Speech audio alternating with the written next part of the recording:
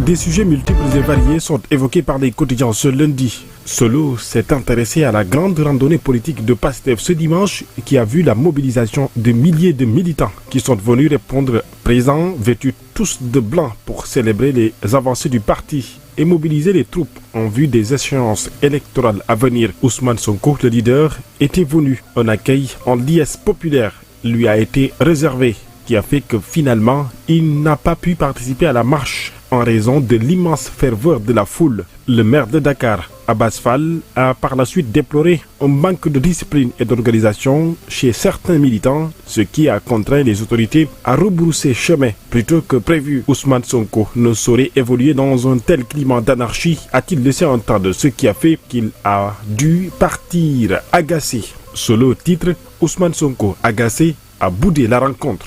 Cette randonnée politique des pro-Sonko est aux allures de démonstration de force. Selon Vox Populi, Dakar est en marche pour 2029 pour élire notre guide, le gardien de la révolution, le plus grand homme politique de tous les temps de l'histoire du Sénégal. Le président Ousmane Sonko a laissé entendre Abass Fall, qui n'a pas manqué de lancer des pics à la coalition Diomaye président. Ça, c'est une mobilisation spontanée, une mobilisation PASTEF. On n'a donné à personne de l'argent pour le transport, pas de car à disposition, pas de sandwich, ni de keb.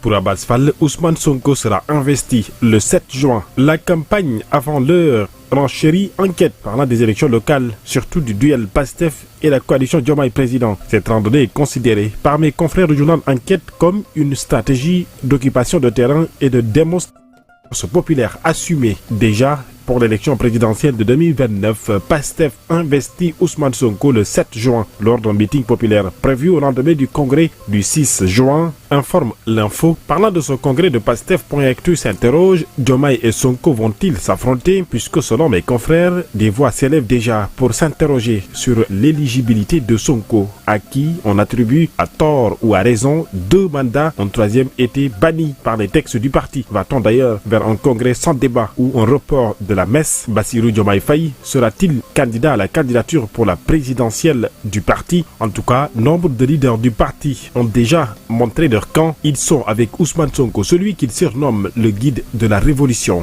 Autre sujet évoqué par les quotidiens, la Tabaski 2026. La Commission nationale de concertation sur le croissant lunaire a publié sa déclaration officielle affirmant que la Tabaski, l'Aïd el-Adha, sera célébrée sur l'ensemble du territoire national le jeudi 28 mai. Parallèlement, la coordination des commissions des musulmans du Sénégal pour l'Observatoire du croissant lunaire s'est également réunie, déclarant que la Tabaski sera célébrée le mercredi 27. Des dates divergentes déjà annoncées au Sénégal, ce qui fait dire à l'info encore de Tabaski le 27 et le 28, le Sénégal fidèle à ses querelles lunaires. 2 lunes et 2 Tabaski pour une même communauté musulmane. Sénégal, pays rigoureux, s'exclame Source A parlant de ce sujet. Cette année, les musulmans sénégalais doivent encore composer avec 2 dates différentes pour célébrer l'Aïd el-Kébir. Parlant de cette Tabaski 2026, le quotidien Le Soleil fait le point de la situation de la présence des moutons au Sénégal. 584 418 moutons enregistrés à la date du 15 mai, mais un souci.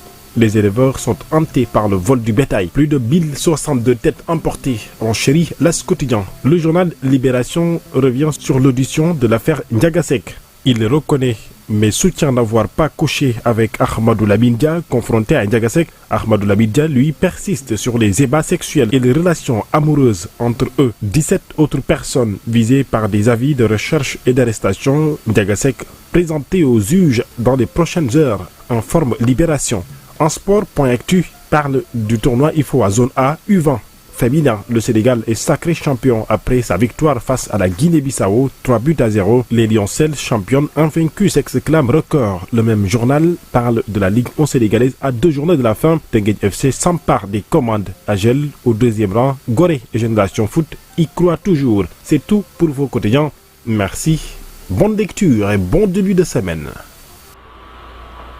Merci à vous, chers téléspectateurs de Solo Média. Vous nous suivez depuis 6h45 sur Solo TV et également sur Solo FM, bref, sur Solo Média, sur nos différentes également plateformes digitales. Merci d'avoir suivi. Et puis, dans quelques petites minutes, c'est la suite de votre matinale dans la deuxième partie pour commenter l'actualité du jour. Restez scotchés sur Solo Média, la force d'un groupe, la clarté d'une vision. À tout à l'heure.